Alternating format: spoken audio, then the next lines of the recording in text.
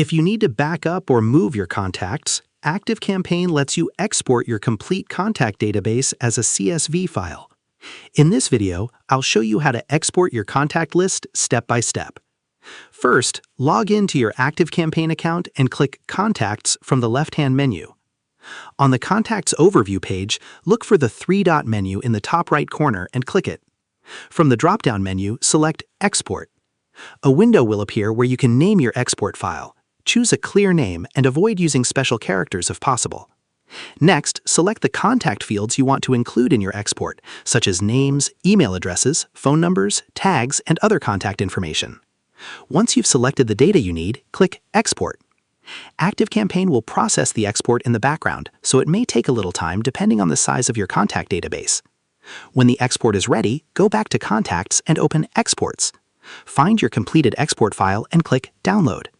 Your contacts will be downloaded as a CSV file, which you can open with spreadsheet software or use to import your data into another platform.